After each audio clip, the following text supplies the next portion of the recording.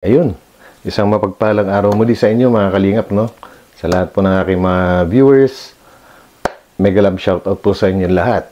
At nandito muli ang inyong Kuya Archie Moto para sa isa na namang reaksyon. At bago pa natin panuorin ang maiksing video, ay syempre huwag po natin kakalimutan suportahan si Kuya Bal Santos Matubang, si Ate Enda Vlogs at si Kalingap Rob, syempre ano.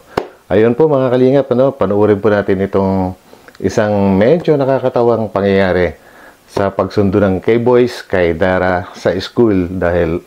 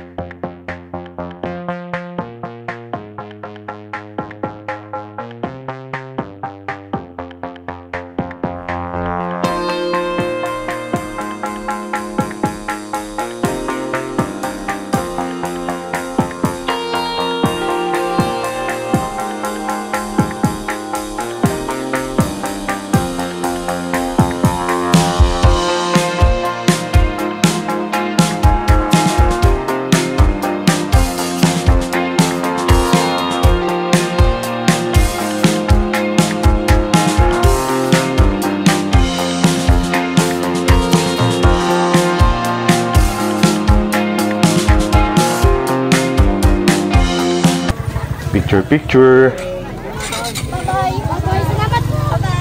Bye-bye. Sa main. Bukas na rin. Paliwanag mo na lang. Ito. Natakot ata kay Starax. Munta to eh. Dapat sinabi ko. Sabihin mo, ma'am, don't judge the book by its cover. Kama lang tayong kidnapper, bro. Puro lalaki tata, si Starax pa yung front natin. Si Starax saka si yan ang front natin, si Kuya Nico. Para mga kontrabida eh. Mga tatuan, mga tatuan. Pwede nga, pwede. Ayan po, nilapitan kami ng Kinabahan si advisor. ma'am, kinabahan si ma'am. Hindi tayo kilala bro, no? Hindi siya nanonood. Alam mo yung tone ni ma'am na Pero yung ibang kaklase mo, alam? tawagin ka na lang. At least concerned. Pause po na natin guys. Oh. Tama Grabe naman ano. yung ganun. Ito naman kasi sa ano, ang naka-front si Kuya Nico eh. Alam naman natin na bruskong ang dating. Isa pa itong si Starax. Brusko din ang dating.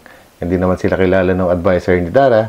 Talagang namang magagalit. Papakita siya ng concern kay Dara, no?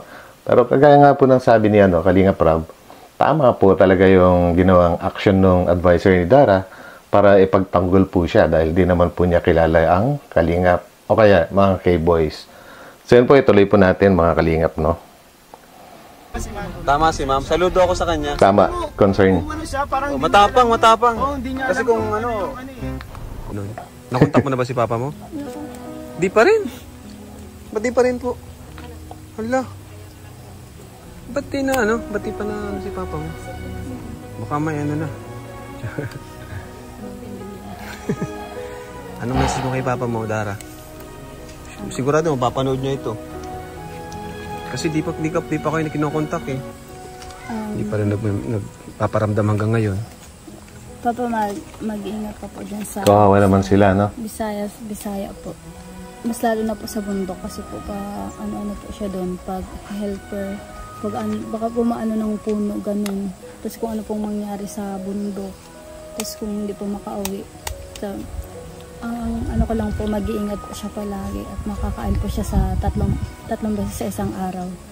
At ano, wag ba po siya sanang para bisyo ganun. Kasi po Gaya ng pag-inom. kasi po maano po, sa ano po baga, medyo matanda na rin po ay baka po magkasakit. Tapos doon na po, baka tuloy-tuloy na po sana. Wag naman po. So yan mga Kalingap, no? Buti na lang talaga at parang pinagadya din ng Panginoon, eksaktong-eksakto. Talagang wala akong natatandaan na na-contact ni Dara yung tatay niya umpisa nung na-discover sila ng Kalingap, no? So paano na lang kaya kung hindi sila natagpuan ng Kalingap? Paano na yung pag-aaral nila, pagkain nila? Siyempre pag di nakakausap yung tatay nila, wala rin padalang pera. Nakakaawa. Pasalamat talaga sa Kalingap. At Okay din naman si Dara. Grabe din, no? Bata pa, pero napaka-responsableng tao. Napakaswerte ng ano. Pagdating ng araw, napakaswerte ng mapapangasawa po nitong si Dara. Maganda na, matalino, responsable. Lahat ng katangian ng isang babae na hinahanap ng isang lalaki, nasa kanya na. So yung mga kalingap, at hanggang dito na lang muli. At antabayanan po natin ang kasunod na upload ko. So, maraming salamat sa inyo. Mega love shoutout sa inyo lahat. Lalo na po sa aking mga viewers. Kundi dahil sa inyo ay wala po ako rito. Maraming salamat po sa inyo. God bless us all.